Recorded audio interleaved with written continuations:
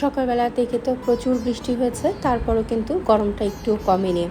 বৃষ্টি হয়েছে তাই গাছের অবস্থা দেখতে গিয়ে দেখি গাছের অবস্থা খুবই করুণ হয়ে গেছে, কিছু কিছু গাছ ভেঙে পড়ে গেছে ঝড়ে। তা কাজ করছিলাম আর ভাবছিলাম দুপুরে কি রান্না করব। তাই ভাবলাম যে আজকে যেহেতু গরম পড়েছে তাহলে একটু তেঁতুল জাতীয় কিছু রান্না করি। করলা দিয়ে পোয়া মাছ, তোমরা কি কখনো খেয়েছো? এই গরমের সময় যদি তেঁতো জাতীয় কোনো তরকারি খাওয়া হয় না, তাহলে কিন্তু বেশ ভালোই লাগে। ভোরবেলা থেকে সকালবেলা পর্যন্ত প্রচুর বৃষ্টি হয়েছে, ঝড় হয়েছে, তারপরেও কিন্তু গরমটা মোটে গেল না।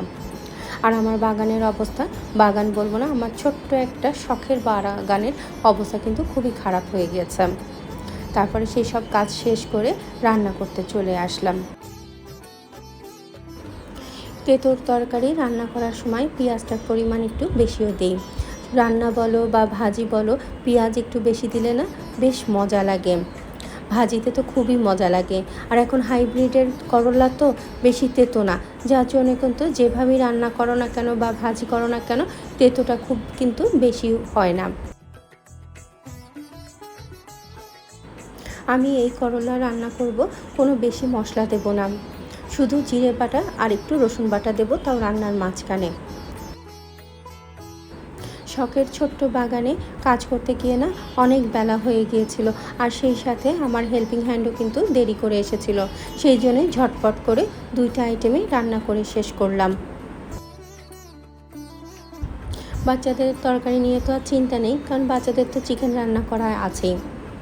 আমি এই তরকারির মাঝখানে একটু কাঁচা সরিষার তেল দিয়ে দিচ্ছি, এতে করে না তরকারির মধ্যে একটা সরিষার তেলের অ্যারোমা আসবে, খেতে কিন্তু অনেক ভালো লাগবে।